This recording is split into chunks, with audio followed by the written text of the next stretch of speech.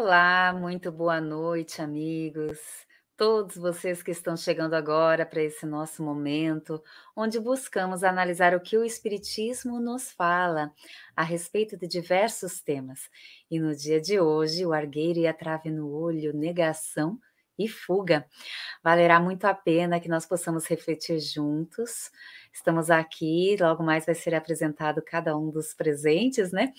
Mas com 2 Jeffersons hoje, então os amigos já vão sentir diferença, que eu vou mencionar o nosso colega de trabalho como Ostrufka. Até o término do programa, eu tenho certeza que todos nós estaremos falando certinho seu sobrenome, viu, Jefferson? Que beleza, queridos amigos. Essa é uma iniciativa da Sexta União Regional Espírita aqui do Nordeste, né, de Santa Catarina, que está alcançando tantos corações. A gente tem participações constantes toda semana dos nossos amigos de Brasília, do Rio de Janeiro, de São Paulo, Paraná. Que bom tê-los conosco aqui também. E antes de mais nada, antes de apresentarmos o nosso convidado especial de hoje e agradecer por cada um de vocês que estão aqui presentes, vamos pedir o amparo daqueles que amorosamente assistem aos nossos trabalhos espirituais, que nos tutelam a vida, que nos impulsionam ao bem. Senhor, te agradecemos por todas as oportunidades de renovação, de reparação, de aprendizado do amor. E nesse momento em que estamos aqui reunidos, conectados espiritualmente, que o teu amor alcance todos aqueles que sintonizam a nós, que são por nós e que esperam por nós. Que assim seja. Que assim seja. Muito bem. Boa noite, Elaine. Boa noite, meu xará, né, o Jefferson Vasquez. Então, boa noite, nós já vamos apresentá-lo aí, né, devidamente, né? Boa noite a você que está aí, né, nosso quarto integrante, né, nosso quarto integrante dessa sala que está, e sempre nós temos uma pergunta para você, né, você que está aí nos assistindo, porque você possa estar participando, né, à medida do possível a gente vai trazendo aí para o programa, né, as suas colocações. Então nós estamos vendo aí que vários amigos, né, aí que estão aí já nos cumprimentando, né, Imambuí, nosso amigo que sempre está aí toda sexta-feira, né, José Bastos, o Castilho, a Ariete, Marina, o Daniel, a Elaine Vasque, a mãe da nossa convidada aí também, está por aqui já, Jefferson. Mais uma xará. Mais uma Elaine. Aí também está o Claucir Cap, o papi, né, da Elaine, está aqui, né, já vários outros amigos, né, tem vários, agora já não dá nem para ler todo mundo, né, então já tem vários amigos chegando aí, sejam todos bem-vindos. Então, hoje o nosso, como a Elaine já colocou, né, nosso tema de hoje, né, é o que o Espiritismo fala sobre o argueiro e a trave no olho, né, negação e fuga. A gente já vai passar essa questão aí daqui a pouquinho para o nosso convidado. Mas nós temos uma pergunta para você, né, essa pergunta que está aí na tela, né, ela aí vai estar na tela e ela está rolando ali também no bannerzinho que embaixo ali sempre essa pergunta também. Se esquecer, ela vai estar ali também, né? Mas a pergunta de hoje é: qual o comportamento devo ter para evitar a maledicência? Falar da lei. Então, como que devo me comportar? O que devo olhar para dentro de mim, né? Qual é a importância disso, né? Então, contribua aí, aí com as colocações, nós vamos aí trazendo à medida do possível. Então, hoje nós temos aí, né, o nosso xará, Jefferson Vasquez, apesar da diferença no sobrenome, né, mas o Ostrufka, né, é um pouquinho mais fácil, né, é brincadeira, né. O seu é mais refinado, Jefferson, Ostrufka, ó. Que você viu, né? É fácil, né? Eu sempre gosto de dizer, né, que eu aprendi muito cedo, já com 4, 5 anos eu já falava, escrevia, sobrenome, estava tudo certo, né. Mas tudo certo. Então, hoje nós temos o nosso companheiro, né, de Labuta, aí da doutrina espírita, né, o Jefferson Vasque, ele é de Taubaté, do interior de São Paulo. Ele é trabalhador, né, do Centro Espírita André Luiz, né, da cidade de Taubaté. Também atua no NEP, né, da mesma cidade. Como profissão é psicólogo, né, é conferentista espírita, né, está aí no trabalho, vários trabalhos aí na internet, né, no YouTube, hoje já disponível. Também na medida possível, aí ajuda aí como trabalhador da Federação Espírita Brasileira também. Né? Então, seja muito bem-vindo, né, estar conosco, nosso programa aqui do Nordeste do estado de Santa Catarina, né, cidade de sede em Joinville, né, e mais cidades circunvizinhas. A Elaine está em Jaraguá do Sul, né? Eu estou em Joinville, ela está em Jaraguá do Sul, cidade vizinha aí, né? Mas todos da Sexta URI, né, que promove, então, essa atividade de hoje. Mas, Jefferson, nós sempre fazemos a primeira pergunta para você, né, que é a pergunta do programa, né? Então, o tema de hoje, né, então, o que o Espiritismo fala sobre o argueiro e a trave no olho, né? Negação e fuga, né? É com você, Jefferson. Antes de mais nada, o meu boa noite a todos. É uma satisfação enorme estar aqui, a Elaine, muito querida, querido Jefferson, estava aqui brincando, foi que o nome do Jefferson é muito bonito, não é, gente? Eu sou suspeito para falar, né? Prazer enorme poder estar com amigos tão queridos, falando de Jesus, à luz da doutrina espírita, e é claro, sempre que podemos, trazemos também um viés psicológico no sentido de aprofundar, ampliar ainda mais a mensagem do mestre para a nossa intimidade. E o Espiritismo, todos nós sabemos, Elaine, Jefferson, que ele é o Consolador prometido, portanto, ele é o Evangelho revivido. Ele traz as mensagens do portentoso Mestre de uma forma muito simplificada, clara, retirando desta mensagem tão bela que nos ilumina, que nos oferta base para a educação dos nossos aspectos primitivos, que mais tarde aqui serão tocados, e que por vezes foi, por conta de inúmeros dogmas e desvios, esta mensagem foi obscurecida e chega a doutrina, como em todas as outras mensagens do Cristo, e traz ela de forma muito clara, em vista de que possamos vivê-la em nossa intimidade de forma simples. E lá no capítulo 10 do Evangelho segundo o Espiritismo, o codificador Allan Kardec, ele vai comentar essa maravilhosa obra aqui. Gente, que trabalho fantástico que vocês fazem. Esta obra, o Evangelho segundo o Espiritismo, o roteiro seguro para que possamos nos educar às imperfeições, educar as nossas emoções e seguir os passos do nosso portentoso mestre. Mas retornando lá no capítulo 10 desta obra, sobretudo no item 9 e 10, o codificador, ele vai trazer a proposta espírita a respeito da mensagem de Jesus, que é justamente a que estamos analisando nesta noite, o argueiro e a trave no olho. Certa feita, Jesus disse: por que tu olha o argueiro que está no olho do teu irmão e não vês a trave que está no vosso? Ou como dizes ao teu irmão que irá retirar o argueiro do olho dele, sendo que tu não tira a trave do teu? Hipócrita. Retira primeiro a trave do teu olho, então poderás tirar o argueiro do olho do teu irmão. A gente toma um leve puxão de orelha, um puxão muito amoroso, né? Elaine, Jefferson, olha a sutileza do mestre. Mas aqui Jesus traz dois símbolos interessantes, que é o argueiro, o cisco, e uma trave. Então subtende-se que uma trave é algo bem maior. Só que a trave não está lá, a trave está aqui. E a trave está em um local específico do corpo, que é o olho. E o que são os olhos? Os olhos são as lupas que amplificam ou diminuem a luminosidade da alma, do corpo, a candeia do corpo são os olhos. Por isso que Jesus nos fez atentar para como estamos olhando a realidade. E olhamos a realidade exterior a partir da nossa realidade interior, a partir de nossos sentimentos, pensamentos, das nossas emoções, a partir das nossas lembranças, a partir de nossos anseios, a partir do nosso arcabouço intelectivo e moral. E aí, o fato é de que muitas vezes nós não iremos olhar a realidade e enxergá-la como ela é. Olha que interessante, Elaine, Jefferson e queridos internautas que aí estão conosco. Iremos enxergar o quê? Como achamos que ela deve ser.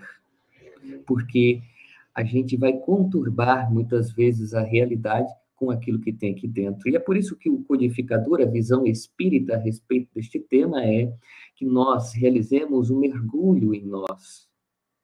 Aquele mergulho assinalado por Santo Agostinho na pergunta 919 da obra O Livro dos Espíritos.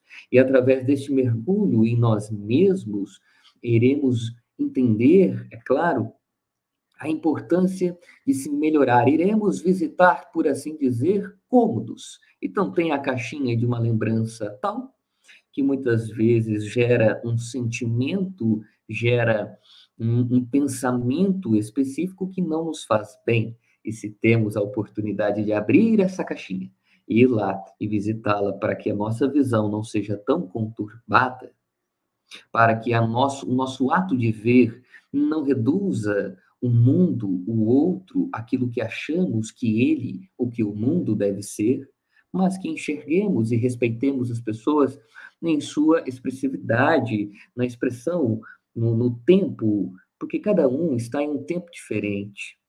E o problema é que os olhos que estão cheios de imperfeições reduz o outro e não entende este tempo. E aí, inúmeros problemas surgem. Então, para a gente finalizar a resposta, o Espiritismo vai trabalhar em cima desse autoconhecimento, primeiramente, salientando a importância de ir ao codificador, que a base de tudo isso, deste movimento de olhar sempre o defeito que está no outro e fugir do seu, está no orgulho. Olha só, respondemos juntos, é isso mesmo. Então, está no orgulho. Porque o orgulho é o pai das imperfeições e também o responsável pela negação, pela construção, pela não construção de muitas virtudes.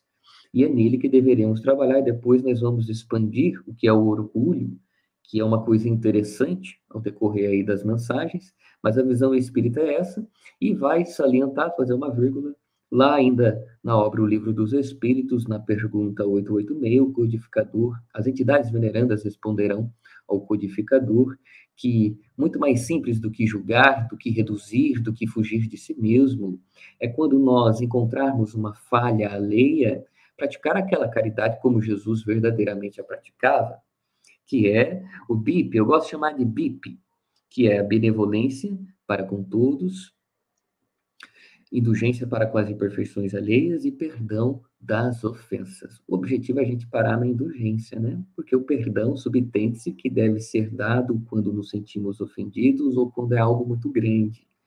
Que nós possamos, sempre que possível, parar ali na indulgência, compreender os equívocos alheios, como queremos que compreendessem os nossos. Então, a visão espírita é essa, que nós precisamos, ao invés de olhar para lá, olhar para dentro de nós, para que possamos ampliar a consciência e, consequentemente, a realidade, a vida, as pessoas, o que enxergamos.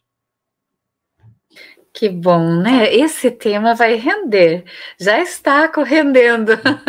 A gente está tendo, viu, Jefferson, tanta participação dos nossos amigos ali respondendo a pergunta que foi feita, e a gente vai percebendo que eles vão respondendo, e você também está na mesma sintonia, trazendo o mesmo conteúdo, né? Como o Membuí colocou sobre o orgulho, e você já respondeu também. Nossa pergunta para vocês, amigos, é: qual comportamento devo ter eu para evitar a maledicência?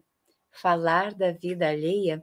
A gente teve aqui a participação da Célia, que disse para nós: devo me exercitar diariamente em identificar as qualidades das pessoas com as quais convivo, principalmente daquelas que não me sinto muito simpáticas, que não me são muito simpáticas, não é?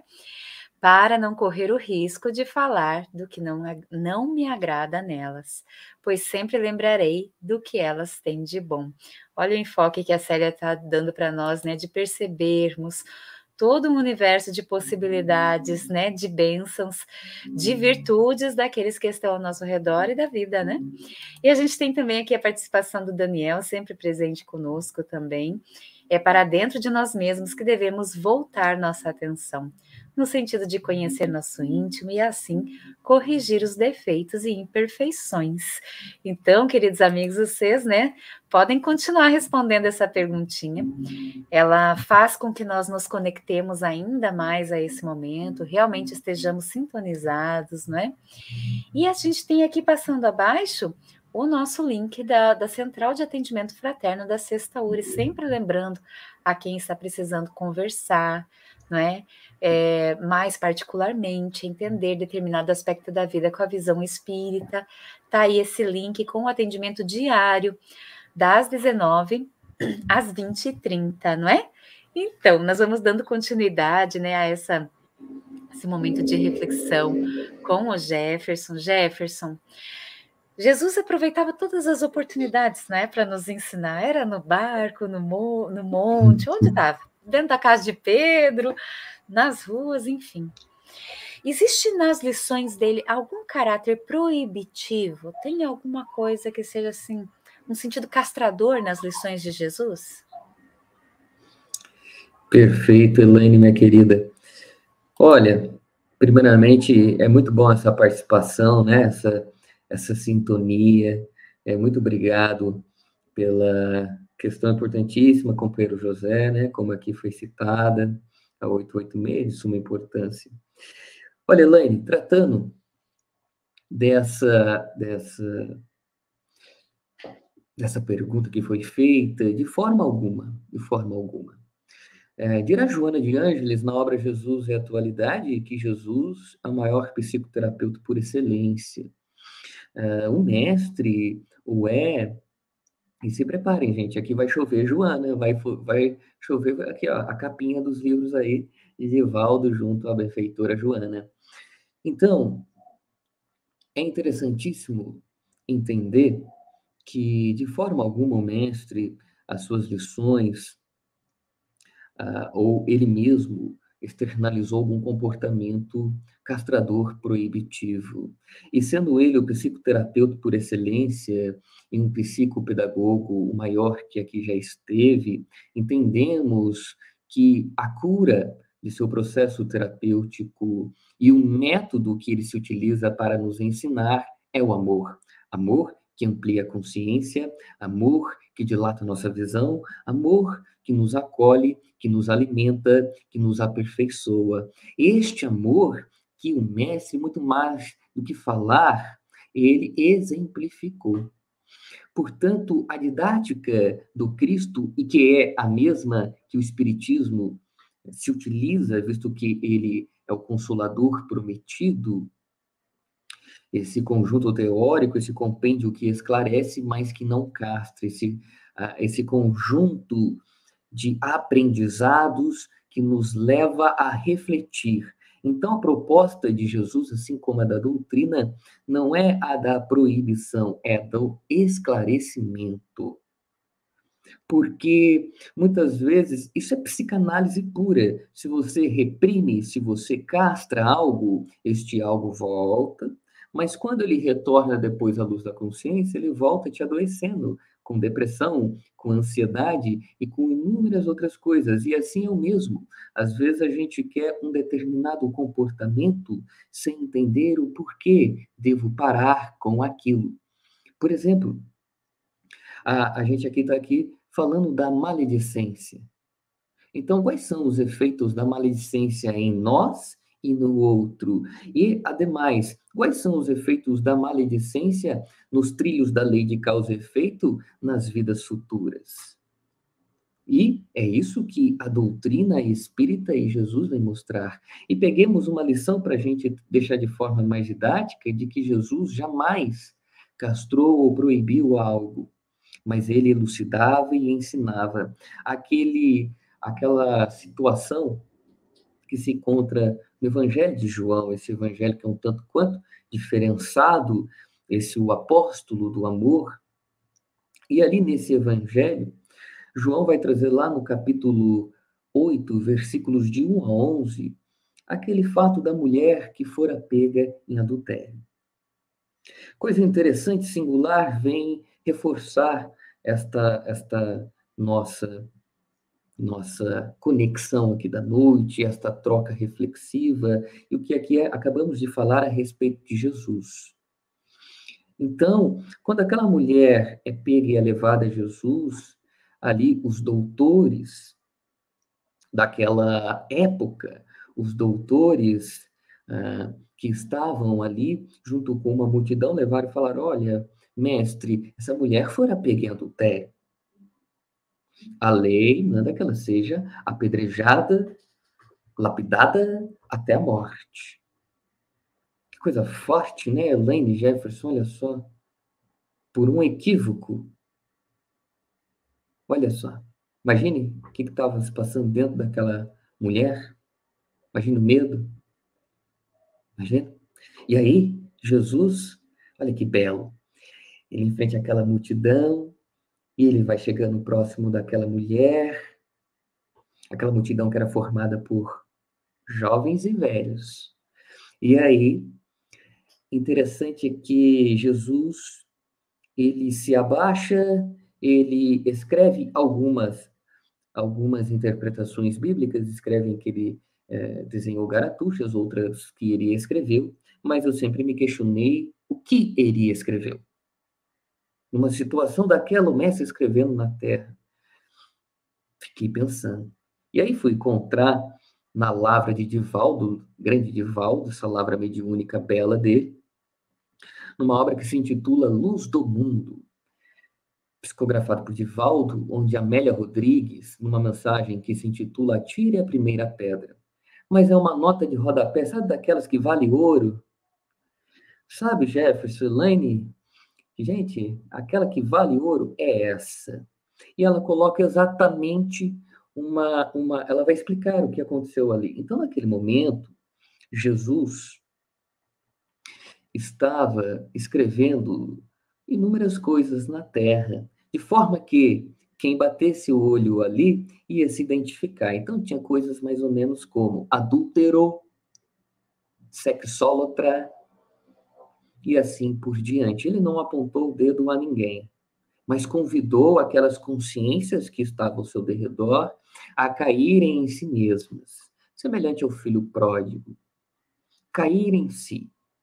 E aí, quando eles olham para aquelas coisas que estavam enumeradas na terra, e certamente quando o mestre solta aquela frase de efeito, aquele que estiver sem pecado, sem equívoco, que atire a primeira pedra. Então, eles já tinham revisitado a consciência deles, e aí largaram as pedras das imperfeições deles que queriam colocar naquela mulher. E aí Jesus chega naquela mulher e fala: onde estão aqueles que estavam te condenando? Estão aqui? Não, não estão mais. Te condenaram? Não. Então nem eu. Vá e não erres mais. Olha, gente, esse é o pulo do gato. Vá e não erres mais. Jesus, em momento nenhum, foi conivente com o equívoco dela. Ele não disse: não, você não errou, fica sossegada. Mas em momento nenhum, ele castrou ela. Quando ele disse, vai, não erres mais, ele quis dizer, olha, você tem inúmeras possibilidades de recomeçar. Olha, você tem inúmeras possibilidades de trilhar um novo caminho. Então vá, reflita, toma cuidado e não caia no mesmo equívoco. Isso não é castração, isso é dar uma oportunidade para alguém recomeçar. Isso é ensinar, isso é despertar consciência. Então, era assim que Jesus e, consequentemente, a doutrina espírita trabalha. Muito bem, Jefferson. Nós já vamos voltar na continuidade dessas questões aí, mas nós temos várias contribuições dos amigos aí que estão nos assistindo, né? E aí vamos trazer algumas aqui para que a gente possa colaborar aqui também com o nosso estudo de hoje. Então, a Isilda vai dizer, né, que tratando o outro como nós gostamos de ser tratado, né? Então, lembrando, né, que aqui as colocações para aqueles que estão chegando agora, né, é respondendo a pergunta que nós temos, né, a pergunta de hoje, né? A pergunta de hoje é qual comportamento devo ter para evitar a maledicência, falar mal da vida alheia, né? Então, vamos refletir, né, e contribua aí, que à medida do possível a gente vai trazendo, né? Então, nós temos aqui a Isilda, aí eu tenho aqui a Imambuí, né, nossa amiga aqui do Centro Espírita Bezerra de Menezes, sempre está conosco aqui. Ela vai dizer que é o orgulho que existe dentro do ser humano, né? Permite não ver os seus defeitos, só o dos outros, né? E fala mal da vida alheia, né? Exatamente, né? O nosso xará aí, o Jefferson Vasquez, já falou algumas coisas nisso, né? Provavelmente vai se aprofundar ainda algumas questões. Eu vou trazer mais uma contribuição aqui do Victor Hugo. Então, o Victor Hugo vai nos dizer também que no estágio evolutivo em que nos encontramos, apenas conseguimos evitar falar da vida alheia quando nos calamos, né? Será que ainda quando nos calamos, né? Que voz é essa que para de falar aí? Mas vamos lá, né? Então, aí, Jefferson, para que nós possamos continuar, né, com as nossas reflexões, você falou, né, dessa passagem ali da mulher adúltera, né? E a qual o Cristo vem dizer, então, né, aquele que não tenha nenhum pecado, né, que atire a primeira pedra. Será que nós podemos considerar que nesse momento Jesus estava realmente nos convidando a fazer esse olhar para dentro de nós, né? É essa a reflexão, é esse o intuito do Cristo? Perfeito, Jefferson, meu querido. Exatamente, assim como nessa lição, em tantas outras, e nesta que é tema da noite, o arqueiro, a trave no olho, Jesus nos convida a realizar este mergulho interior, que começa pela consciência. Sabe, perguntas muito simples que poderíamos fazer para nós. Eu sempre penso assim, eu sempre passo essa dica, se vocês me permitem, pessoal. Eu sempre digo assim, grande Luciano, um abraço, Luciano, grande, muito querido esse beijo apertado, meu irmão. Ó, eu tenho uma dica pessoal que, às vezes, esse mergulho que Jesus convida e que a doutrina constantemente reforça este convite, ele pode se iniciar quando a gente termina o nosso dia ou quando a gente chega na nossa casa. A gente pode pegar um caderninho e ver assim, aonde meu pensamento passou na maior parte do meu dia. Visto que o pensamento é a base das ideias e das emoções. Depois nós vamos falar um pouco mais. Então, aonde que o meu pensamento passou? Porque aonde ele passou a maior parte do dia, ali está o meu espírito. Ali está a minha consciência, ali está o meu sentir, o meu agir, ali está quem verdadeiramente sou. E às vezes a gente passa mais na vida do outro do que na nossa vida. A gente passa mais pensando não numa forma de se preocupar com isso ou com aquilo, né? As mãezinhas que aí estão sabem disso, se preocupam constantemente. Vocês olham para a gente assim, tudo grande, né? Minha mãe já comeu, meu filho? Essa preocupação de mãe. Não é disso que estamos falando daquela preocupação com a vida alheia, no sentido de denegrir, no sentido de pensar, desejar mal ao outro, e de fato, quando desejamos algo, de acordo com o codificador, na obra Gênese, capítulo 14, ali onde se intitula Fotografias Fluídicas, nós já criamos uma imagem que se colore, que toma vida, e que se grava no nosso aparelho psíquico, e que a depender da potência da vontade, do sentimento, de acordo com Ernesto Bozano, ela se corporifica exteriormente, tamanha potência do pensamento. Então, a gente tem que vasculhar. E aí, mas acima de tudo, quando Jesus nos convida a olhar para dentro de nós, para sintetizar agora de uma forma muito simplória e singela a resposta, ele nos convida a olhar o estágio espiritual que nos encontramos. E aqui me relembro, claro, daquela parábola do semeador. Que estágio que estamos frente à semente e às leis de Deus que estão contidas no Evangelho do Cristo, que foram trazidas por Ele mesmo. E há alguns estágios que eu gosto de simplificar com uma mensagem dentro do Evangelho segundo o Espiritismo. Conversando em uma live, relembrei dela esses dias, conversando em uma live da FEB com o querido Campete. E aí, olha que interessante, né? Tem uma passagem dentro do Evangelho segundo o Espiritismo, lá no capítulo 11, no item 8. Nesse capítulo, o Espírito Lázaro vai trazer um caminho que fazemos já no primeiro parágrafo do item 8. ele vai fazer um caminho que fazemos até chegar ao amor. São estágios. Ele vai dizer que no começo, então, o homem, o espírito imortal, é guiado pelos instintos. Instintos, gente, a gente entende hoje a ciência, é um termo antigo, a gente compreende como sendo as emoções. Né? A gente tem uma série de emoções, e tem emoções básicas que fazem a perpetuação da vida e tantas outras. Então, se nós estamos mais próximos dos instintos, olha o caminho que ele faz. À beira do caminho. Parábola do semeador, à beira do caminho. A palavra está lá, nós estamos à beira do caminho. E aí a gente deixa que as aves, que as paixões e tantas outras coisas comam esta semente. Quando não, nós ali estamos entre as pedras e os espinhos, que de acordo com Lázaro vinculando a mensagem deste espírito, é o ser que está preso às sensações. Gente, aqui se encontra, se não for a maior parte da humanidade, uma grande parte. Por isso que surgiu uma ciência que se chama psicanálise, onde Sigmund Freud se debruçou sobre essa busca de obtenção pelas sensações, prazer, desprazer. Essa busca de, muitas vezes, querer sentir de forma frenética a matéria, a vida, por todos os sentidos, menos pelo espiritual. De se prender às sensações passageiras, momentâneas, menos aquelas que são eternas, atemporais, portanto, que advém de Deus.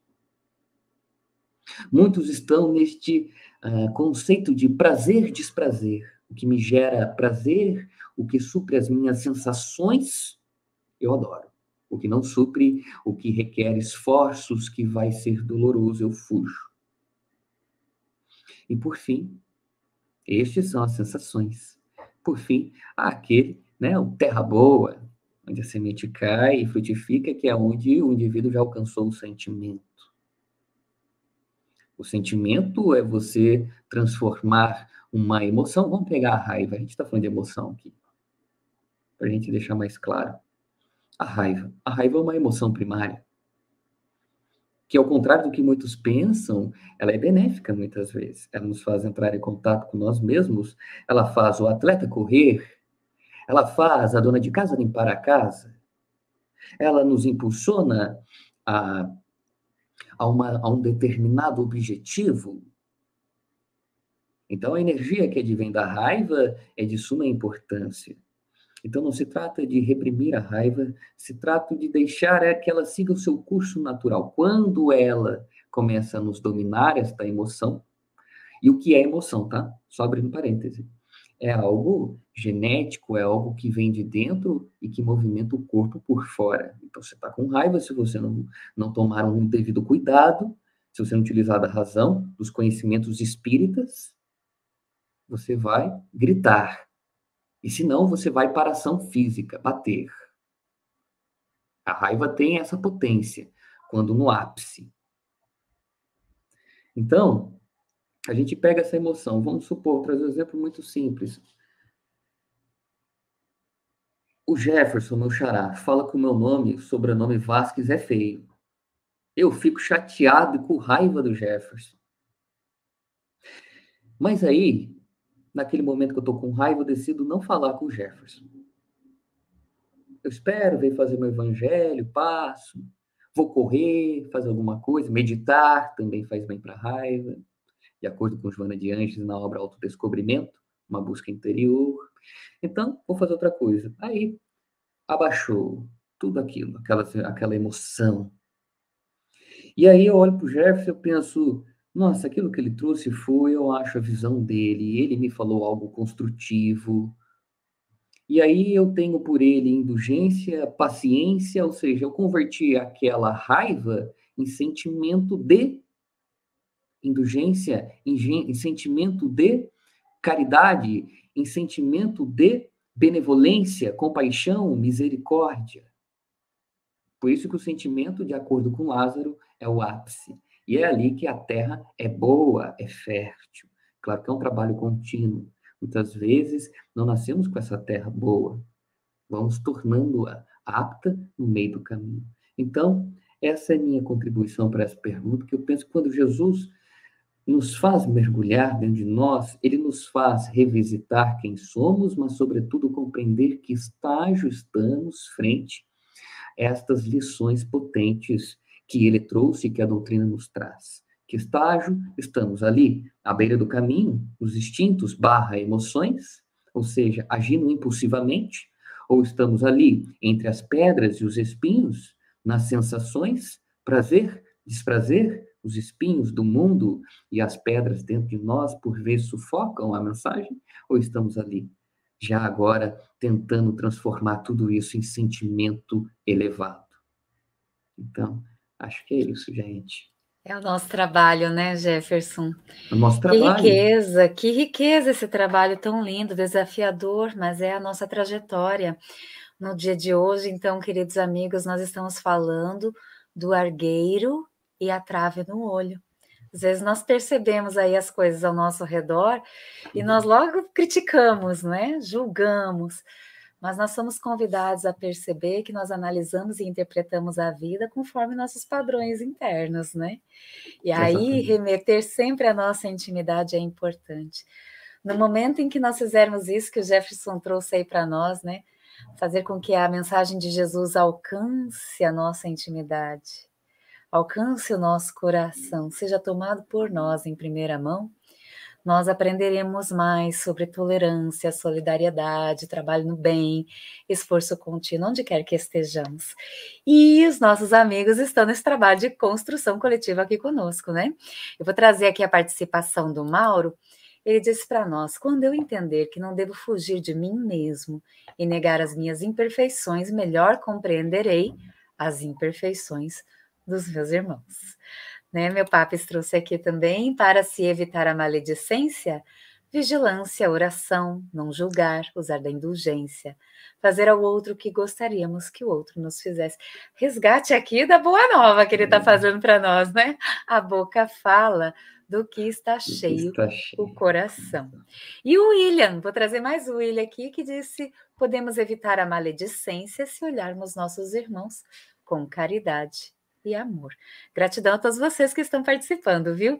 E a gente vai dar continuidade a essa temática, pedindo para o Jefferson agora nos falar, porque a temática é o argueiro, a trave no olho, negação e fuga. Explica para nós por que a negação está aqui presente, querido. Elaine, Jefferson e internautas, uma coisa interessante é que a negação, de acordo com Anna Freud, filha do pai da psicanálise, Sigmund Freud, lá em sua obra O Ego e os Mecanismos de Defesa, ela vai trazer a negação como um movimento infantil, primeiramente. É aquela criança que é pega no flagra e você vai falar com ela, você fez tal coisa, ela fala para você: não fiz, mamãe, não fiz, papai, não fiz, titio. O problema é que esse comportamento continua na vida adulta, visto que partimos do pressuposto de que o adulto de hoje é a criança do ontem. E muitas vezes essa criança está ferida, está machucada, e aí ela externaliza comportamentos infantis. E a negação é um mecanismo de defesa que gera em nós um comportamento, que é o de fuga. E nós podemos fazer esta negação de duas formas: por palavras, como eu dei o exemplo aqui da criança, ou por ação. Por ação. Então a gente fala que não está bravo, mas o corpo mostra, e daqui a pouco eu deixo a Elaine e o Jefferson, por exemplo, falando sozinho. Ora, mas você disse que não estava bravo conosco, por que você saiu?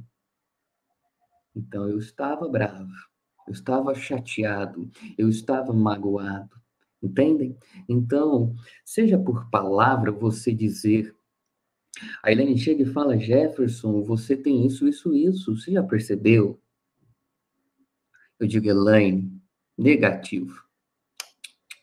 Tem nada. Ou eu começo a querer justificar.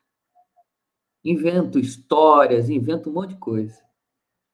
E ao negar o que o outro muitas vezes está trazendo de mim e que vê com mais clareza quem eu sou, eu estou em um movimento de fuga. Fuga de quem? Da onde? De mim mesmo.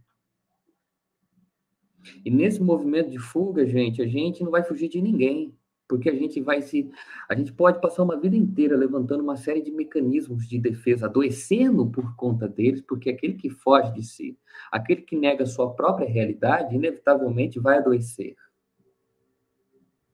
Psiquicamente, fisicamente, isso é inevitável. Então, além disso, a gente pode suportar tudo isso. Só que quando a gente desencarna, a consciência é o nosso promotor e a gente vai se deparar com a gente. A gente vai ter que se despir, se mostrar como é. Vai ter que se ver, se aceitar. Por isso que é importante trabalharmos desde já essa negação que muitas vezes fazemos. Então a gente fala, olha, a culpa é do outro. O problema está no outro. E não está em mim. Não, eu não fiz isso. Eu só fiz isso porque a Elaine Jefferson e o outro me fez isso. Isso é negação, gente. Isso é fuga. Mas sejamos conscientes que a gente não está fugindo de ninguém. A gente está fugindo de nós mesmos. Do nosso vir a ser glorioso que podemos iniciar desde já. Da felicidade, da paz, do amor. A gente está fugindo disso. A gente está fugindo da saúde também. Em um sentido psicológico. Então, é interessante, e aí eu vou emendar quem fugia de si mesmo no Evangelho. Não é? Quem fugiu dos personagens que ali estiveram nessa trajetória, nessa epopeia tão bela de luz? A gente vai avistar um que mora no meu coração, a trajetória dele eu acho tão linda. Saulo de Tarso.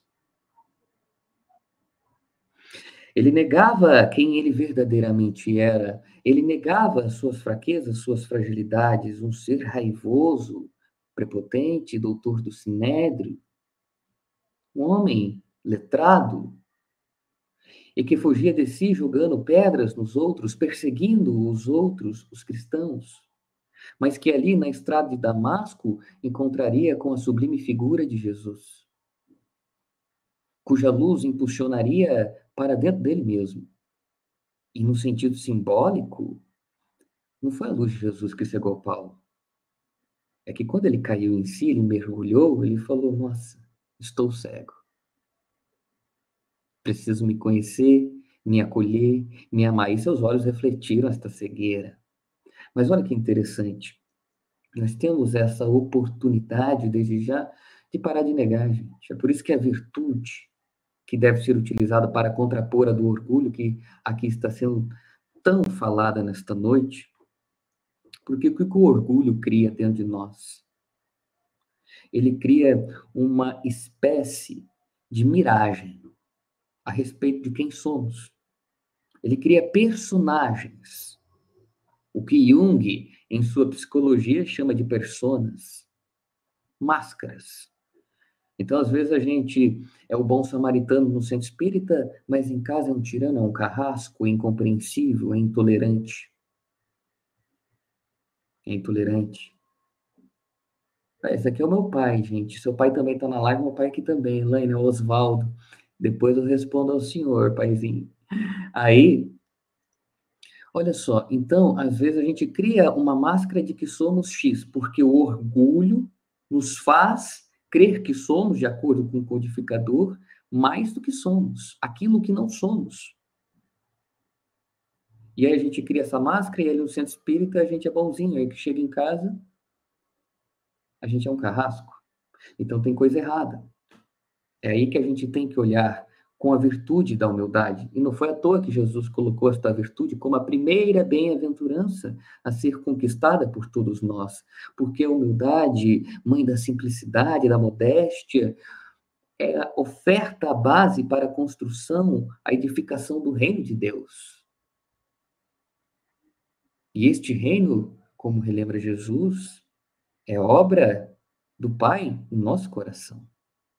Mas ele não pode ser feito sem humildade, porque é a humildade que propicia esse auto-mergulho, essa autoaceitação. Então, é importante desenvolver, conversar consigo mesmo, se aceitar, por mais frustrante, doloroso que isso seja, para que possamos, então, sair desta dinâmica de negar a si mesmo e fugir de nós mesmos, sempre colocando a culpa no outro, sempre criticando o outro, sempre fazendo fofoca do outro. Então, é preciso mergulhar. Assim como Paulo fizer, porque o esforço de Paulo até o fim de sua jornada foi o de amar a si e de amar ao próximo. A sua vida foi um poema de amor, de sacrifício, de honestidade consigo mesmo. E é isso, né? De forma muito sucinta, a resposta. Não, tá tudo certo, Jefferson, isso mesmo, né? Vamos aí trabalhando, né? Temos algumas perguntas adicionais ainda para fazer para você, mas antes disso, vamos trazer aqui um pouquinho da contribuição dos nossos amigos aí, né? Eu vou trazer aqui da Iris, que ela vai dizer, né? Então, sempre respondendo a nossa pergunta, né? Que é qual o comportamento eu devo ter para evitar a maledicência, né? Falar da vida alheia. Então, essa é a nossa pergunta de hoje. A Iris, então, vai dizer que vigiar minhas atitudes, no que não conseguir superar de imperfeições e más inclinações. Não tenho direito de cobrar do próximo, né? Então, a gente, aquela história da passagem aí já foi falada, né? Que é enxergar o argueiro, né? Mas não não a trave, o cisco, o argueiro, né? Ou não a trave, né? Que está nos nossos olhos. Também temos aqui a contribuição da... Deixa eu só ver aqui, da Miriam. A Miriam vai nos dizer também que quando falamos mal dos outros, achamos que somos melhores do que eles, né?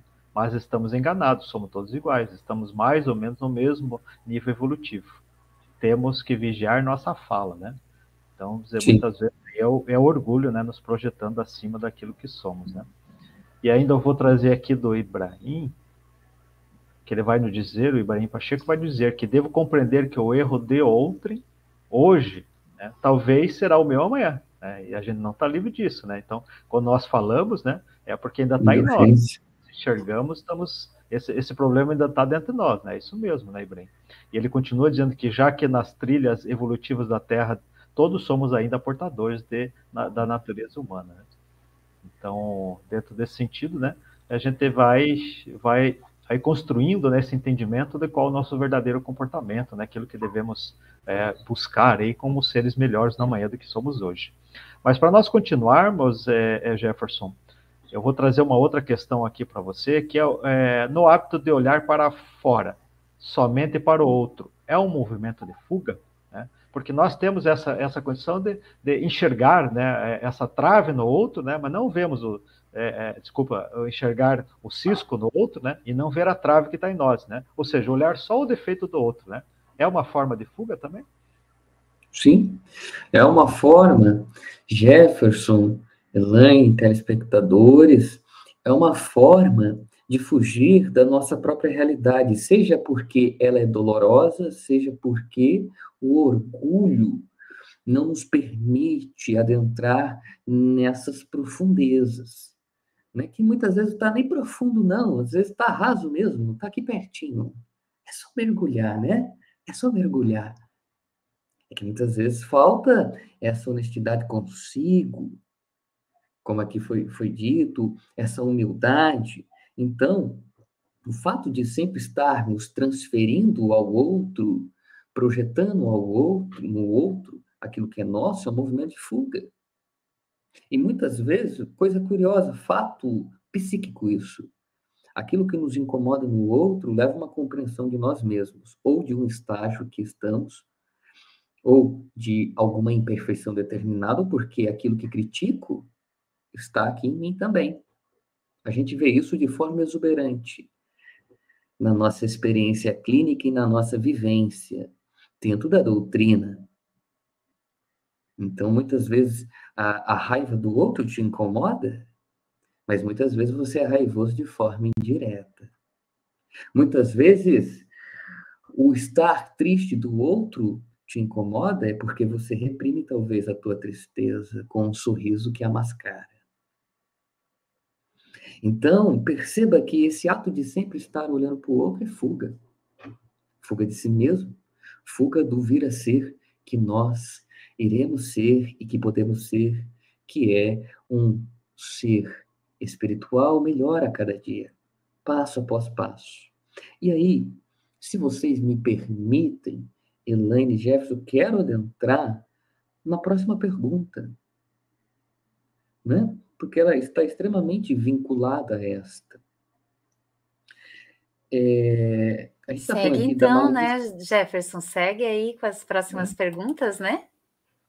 É porque está extremamente vinculada. Eu ia ler, se você quiser, você pode ler, Elaine, a próxima. Isso, porque a dificuldade de perceber e até de conviver com as virtudes dos outros. Isso, olha só. Porque a dificuldade de perceber e de até conviver com aquilo que está no outro, com as virtudes, tá? E aqui estamos falando de qualidades.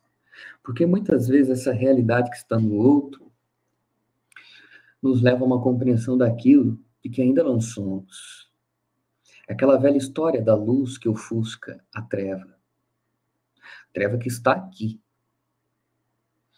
Então, quando há uma virtude determinada nos incomoda, é porque certamente ainda não a temos.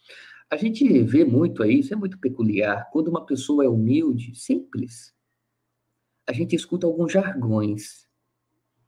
O fulano é meio forçado, não é? Será que ele é assim? E parece algo, como falam aqui, né, artificial. Olha só, é exatamente isso. É exatamente isso. É o quê? É a virtude do outro está incomodando. E aí o que eu faço? Eu reduzo ela, criticando.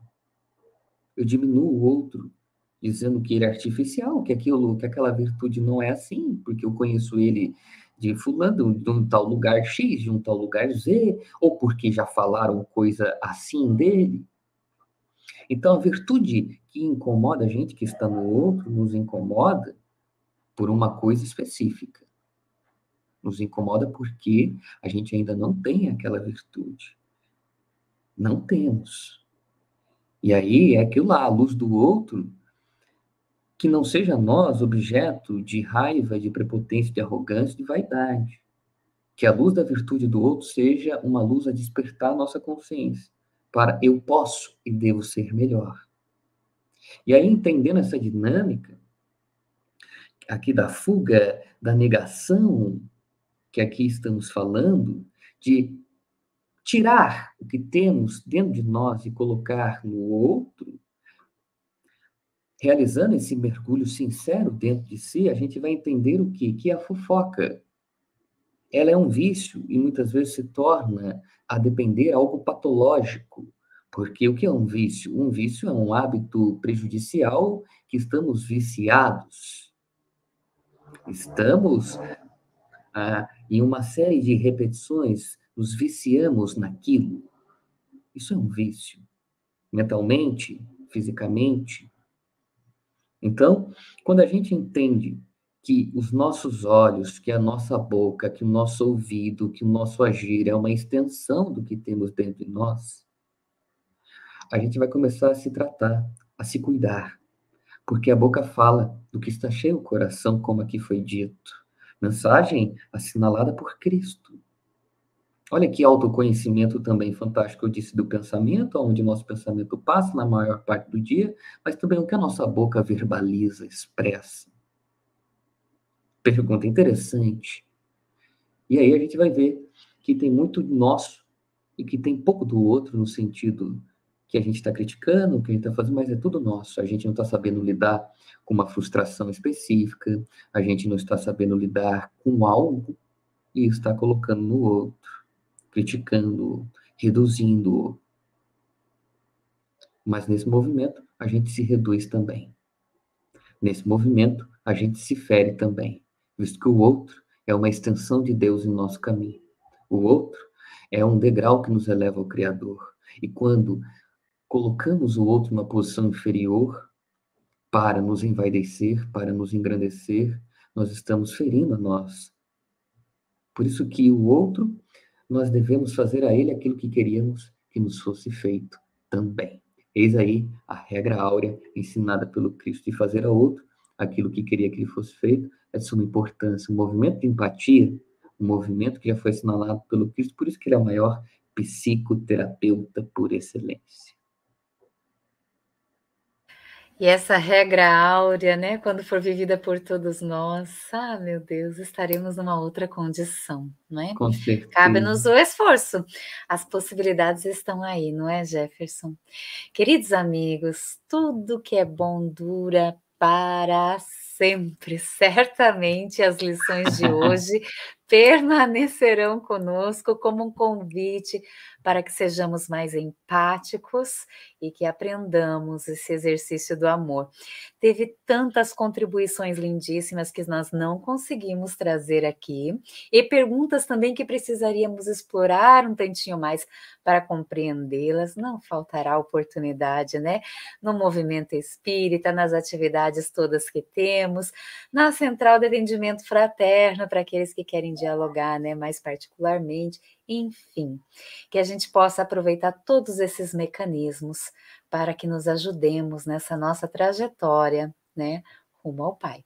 Queridos amigos, né, a gente está finalizando agora, eu vou pedir para o Jefferson que nos conduza a sua fala final, né, com um tantinho de brevidade por conta do tempo, né, mas também com pedindo a tua oração, que nos encaminha na prece final, mas peço para vocês a tolerância, né, de ficar um pouquinho mais depois, que a gente vai passar o recadinho do nosso próximo encontro semanal. Jefferson, querido. Gente, quero agradecer a vocês aí da FEEC, da Sexta URE. Elaine, você é uma querida, muito obrigado pelo carisma, pelo carinho, pela oportunidade. Jefferson, muito obrigado também pela explicação, pelo carinho, pelo acolhimento. Seu nome ficou mais iluminado nessa noite, né? Jefferson, um forte abraço a todos e que possamos tentar de alguma maneira viver estas lições que aqui foram trazidas, estas reflexões que se encontram no Evangelho de Jesus, na doutrina espírita e em tantas outras obras. Então, quero convidar a todos para que, ao fecharem seus olhos, traga o pensamento, a imagem de Jesus, nosso mestre, nosso modelo e guia, cujos passos buscamos seguir todos os dias. Este mestre que exemplificou o amor, este mestre que amou educando, que serviu amando, e que a nós também estende a mão todos os dias, na porta de nossas consciências. É a Ti, excelso Jesus, que inclinamos nossos sinceros sentimentos de gratidão e a Tua extensa falange, por derramar sobre nós as luzes das Tuas sublimes lições. E que Tua paz imortal, Jesus, acalme nosso mar íntimo, e que em Ti possamos encontrar porto seguro, guarida, para que possamos continuar neste processo contínuo até que nos tornemos aquilo que devemos ser, um espírito que alcançou a perfeição relativa a este processo de autoconhecimento, de reforma íntima, de autoeducação, de autotransformação, que se inicia pelas vias da humildade. E Tu foi o exemplo desta virtude. É a própria humildade encarnada. Que Sua paz imortal se faça presente em nossos corações. Que assim seja. Que assim seja. Agradecemos aí ao nosso convidado, nosso xará aí, né, o Jefferson Vasquez, pela sua disposição de estar conosco hoje, né? E nosso programa, né, não, hoje está acabando, né? Mas semana que vem temos mais, né? Então, gostaria de já agradecer a todos os canais, né, que retransmitiram nosso sinal, né, nossa live de hoje, que sempre estão conosco, né, as Casas Espíritas que retransmitem, né, a FEC, a Federação Espírita Catarinense, e demais, também outros canais, né, que fazem a retransmissão também dessa atividade de hoje. E a todos vocês que estiveram conosco, né? Vários amigos, como a Elaine já colocou, né? Se manifestaram, né? Nas suas colocações, mas infelizmente, né? Não dá para trazer todo mundo, né? Medida possível, a gente... Mas o pessoal vai lendo ali, né, Elaine e Jefferson, né? O pessoal vai lendo também, isso Sim. vai auxiliando todo mundo, né? Então, eu gostaria que o pessoal da produção colocasse o bannerzinho da próxima semana, então, o programa da semana que vem. Nós vamos ter, então, como tema a origem do sofrimento. Vai estar conosco a Luziane Bahia, lá da Mansão do Caminho, de Salvador. Quem vai estar no programa, então, vai ser a Deolinda e o Getro, né, nossos companheiros aí também da atividade do programa. Vão estar junto com eles. Então, agora, os nossos amigos aí, o Everson e o Eloy, né, entrar também, nossos companheiros que fazem com que o programa aconteça aí, né? O pessoal dos bastidores aí que faz que a coisa funcione, né, Jefferson? Então, uma boa noite a todos, né? Uma boa noite a todos, fique com Deus, né? E até a próxima semana. Até mais.